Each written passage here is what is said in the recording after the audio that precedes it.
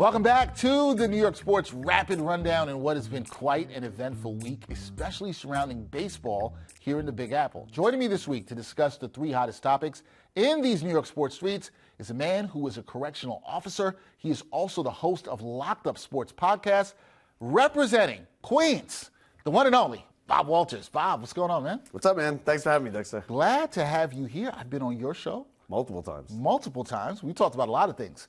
Mets, Jets, Knicks. Everything. A lot of sports. It's good. Glad to have you here. Now, Bob, you know this. This has been quite a week. We saw a lot going on in sports this week. Okay, folks? Trae Young trolled the Knicks at the Garden again. The Yankees, they were unable to sign Juan Soto, leaving members of their fan base confused and probably a little bit salty. But first up, we're going to start with the New York Metropolitans. I know you're excited about this, Bob. They started the week off right. They made the biggest free agency signing of the MLB offseason when they landed Juan Soto, 15-year, $765 million deal. So Soto, folks, chose the Mets over the Yankees, who he played with last season. Bob, I know you are a huge Mets fan.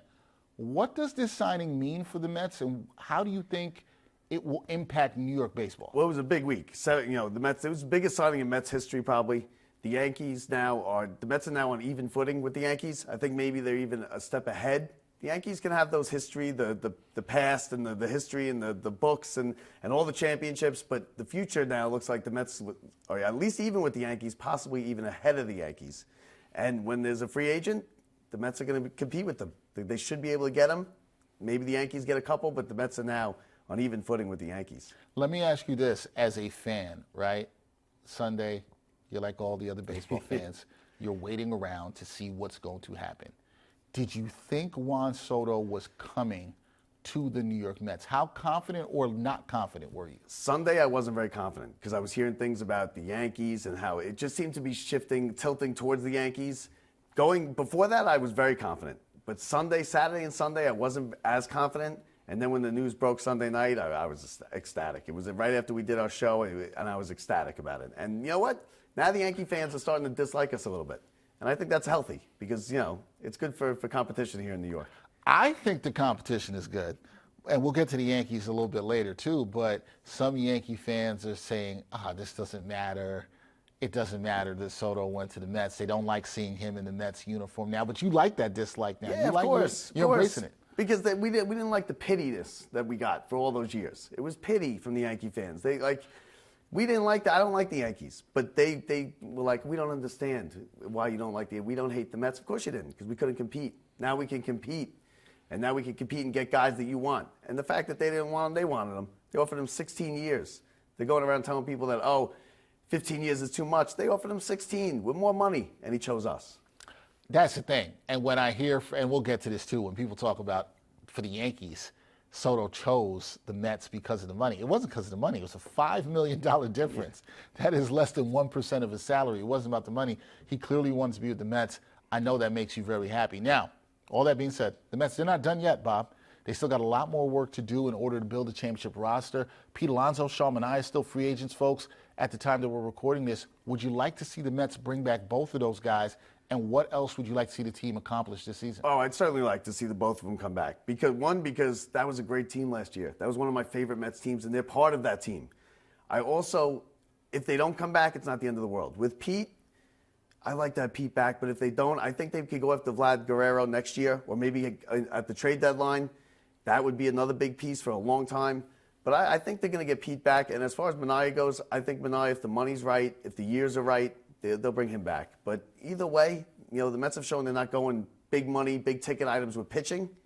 They want to go offensive, more minded. So I don't know, but yeah, I'd like to see them both back, absolutely, because that was a fun team last year, and they're part of that team. Yeah, no, team was really fun last year. What do you think about that strategy you just mentioned, right? The Mets have not been going big money in terms of the pitching. The big money seems to be for players that are in their prime, right? You saw them go after Yamamoto last year, a player in his prime. You saw this obviously giving Soto the contract. Do you like the strategy that you've seen from David Stearns? It's different. I'm starting to like it. It worked last year, right? Because he got Manaea and Peterson came out of nowhere. They pitched very well. I don't know. It worked. Like I said, it worked last year. It seems to work. So let's go with it. And pitchers, I think what he looks at is pitchers only pitch once every 5 days, and they only pitch 4 or 5 innings, right? Let's be real, they don't even go 6 or 7 innings anymore. They go 4 or 5 innings. It's better to have someone who plays every day, can put up runs, can put up offense, and that maybe that's the new way to look at things. No, it just might be. Well, the Mets, they have a great way of looking at things. Now you have Juan Soto, number 22, playing in Flushing. Good times for the Mets fans. Okay, now over to baseball and the team that plays in the Boogie Down Bronx. Bob, the Yankees, we just mentioned this, they were not able to bring back Juan Soto. And I think the big question after they lost him was, okay, how are they going to pivot here, right? That was the big question. So the Yankees, they signed a lefty, Max Fried, 8-year, $218 million deal. That's the largest contract ever given to a lefty pitcher. So, Bob, what do you make of this signing, and what do you make of how the Yankees pivoted this week? I think they did what they could.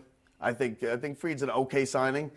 I also think they're making a little bit. If it was the opposite, and the Mets signed Max Fried and they got Soto, they'd be kind of, oh, you're making a big deal out of this. They're making a bigger deal out of it than it really is. He was 10-11 last year. He had a 3.25 ERA. He's all right. He's going to be a quality starter. He's been a good starter, but $218 million and to be kind of over the top about it seems a little much to me. There is some concern with Fried in the fact of his age, right? 30 years old. You gave the 8-year deal to him. Is that the concern for you there? Is it the age? Because he's been one of the best pitchers in baseball in the last couple of years in terms of ERA and WHIP. He's been one of the best guys in terms of that. I think the better deal is the closer they got from Williams from Milwaukee. The trade they made, I think that's a bigger deal. I think that's a better deal, going to affect them more. But yeah, Fried's a good pitcher, but we got Soto, so it's kind of coming in it's coming in second place again for the Yankees. I see what you're doing there, trying to needle the Yankee fans there. I see that there. But you just mentioned a guy I was going to bring up, right? Because the Yankees did make one other move. They got Devin Williams from the Brewers. Now, Mets fans will know him as the guy who gave up the home run to Pete Alonso, the iconic home run, in Game 3 of that wild card series. They did it for Nestor Cortez. The Yankees did. They gave him to the Brewers. And prospect, who was very highly rated, Caleb Durbin, their second base prospect. You like that deal for the Yankees. Why do you like the deal for Devin Williams so much? Because I think Cortez was okay. He's average. I think he's a dime a dozen. He was kind of overhyped. And as far as the prospect goes, prospects are lottery tickets. You have no idea, especially in baseball. You really have no idea how they're going to pan out. How many times have we've seen it in the Mets or anywhere? The prospects, big prospect, he's coming up, and then he just doesn't pan out. So prospect's a lottery ticket. He might turn out to be a real good third baseman, but they know they got a good closer. He's one of the better closers in baseball. Yeah, he gave up the home run to Pete, but that's going to happen with all closers.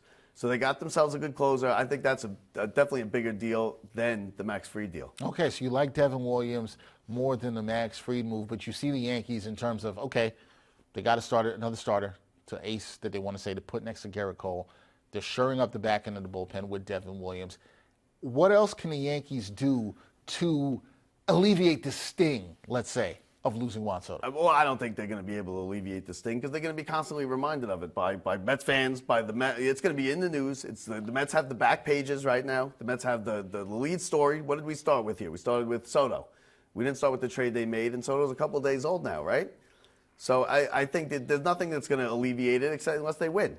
And they're probably not even favored in the division. I'd say that the Orioles maybe still favored, but we'll see how they do. They're going to be a good team. They're not going to be a terrible team.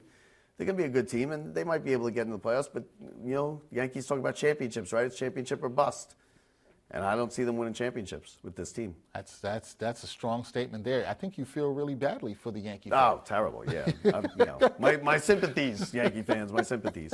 I think you feel really badly for the Yankees fans. Well, Yankees fans out here, we know that the focus has been on pivoting from Juan Soto. We'll see what else the Yankees have to do, as well as the Mets team still have a lot more moves to make. Still a bit of time to go before we get to spring training. We'll see what both baseball teams can do. All right, Bob, we got to talk some basketball before we get out of here. Let's do it. On Wednesday, the Knicks, they're bounced out of the NBA Cup by the Hawks. And I know you saw this, and I know all the people here saw it. Closing seconds of the game, while dribbling the clock out, Trae Young, he mimics rolling dice on the Knicks logo. What did you make of the Knicks' performance in that game where they gave up 22 offensive rebounds? And did you find what your boy Ice Trae did you find it as disrespectful? Of course it was disrespectful, but if you don't want him to do it, then beat him, right? How many times I'm getting a little sick of Trae Young coming in here and doing this every single time. He's not that good. He's a good player, but he's not that good. To come in here and be Reggie Miller, the new Reggie Miller, come on. But it was disrespectful. But you don't want it to happen, beat him. And as far as the Knicks' performance goes, come on, you got to rebound the ball. I think Brunson's lack of defense is getting exposed a little bit without Hartenstein behind him. When they beat Brunson last year, Hartenstein was there. I think the Knicks are a good team. It just doesn't have the feel like it had last year. I think last year and there's nothing tangible about it. It's just a feel that I don't think, and there's plenty of time left, but I don't know if they have that feel. And Trae Young, as far as Trae Young goes, beat him. You don't want him to do that, then beat him. I agree with you on the Trae Young point. You and I talked about this when I came on your show. We were talking about the feel of this year's team and last year's team. And I remember when you said that to me, because this is a couple of weeks ago now. But I do think that game against Atlanta is one that encapsulates that feeling, right? Where it's like, that's a game you felt like they fight back last year. And they, even if they get punched in the mouth there, for lack of a better term, they're going to fight back. They're not going to get punked. They're not going to give up 22 offensive rebounds. I think you made some good points. Brunson is the point of attack on defense, has been exposed a little bit. He has not been as good, and particularly because he does not have a backline defender in a center to cover up some of those mistakes. I'm going to ask you a question I'm definitely going to get into this week. I'm going to throw this at you. I'm going to get into on New York Got Game this week. Mitchell Robinson, a lot of talk about him coming back. Do they need to go trade for another center to help Karl-Anthony Towns and clean up some of the defensive issues you're talking about? I think so. I think Towns has been a little disappointing as far as the defensive end goes. A little bit. He's not a great defender. He's okay. But, yeah, you got to get somebody else, especially Robinson. Now he's going to be out for a while, right? Didn't they just say January? January when he will be cleared. Right. Cleared. And, that's like when the Mets cleared Senga. And it was August before we saw him. So you have no idea with these injuries, So I think they might have to go out and get somebody. I think the defense, because they can outscore anybody. Let's be real, they can outscore anybody. And rebounding is an effort thing. I always thought rebounding is who wants it more, right? You go after the ball, they're going to have to group rebounding for the Knicks. They're going to have to gang rebound it.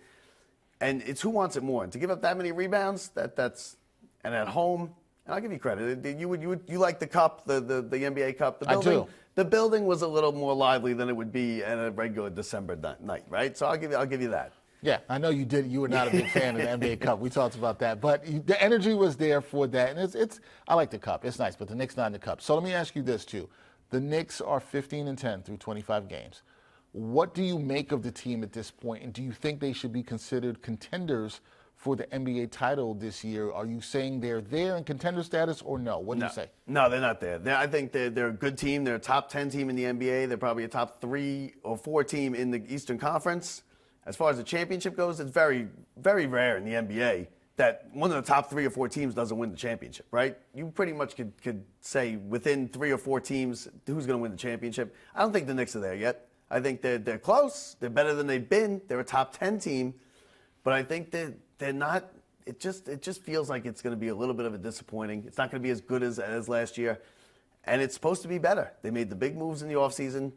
Karl-Anthony Towns is a top player in this league, but I think the defense defense wins championships, right? Not offense. Defense wins championships, and I don't think they have the defense. I wonder if this is a situation with the Knicks where it's just going to take a little bit more time than some fans were expecting. Not you per se, but the fact that 3 new starters are here. They've got some things to clean up on defense.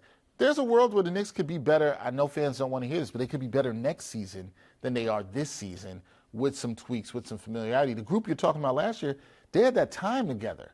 They grew together. And we'll see how it goes. And this team, I mean, listen, it's not even Christmas yet. Right? Right. They're going to be playing until the spring. So they could be better in another 2 months than they are right now. And you never know. They could make themselves a championship contender.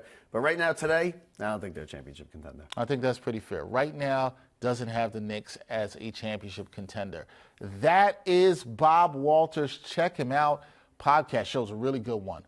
Locked Up Sports. I've been on there a couple of times. I'm sure I'll be back. You'll be back. We'll have you back. You got to have me back. I got to have you back here on the Rapid Rundown for sure. Absolutely. Thanks for having me. It was a blast. Glad to have you. I'm glad you had a good time. We'll definitely have you back. Thanks, Dexter. No problem. Catch us next week on New York Sports Rapid Rundown.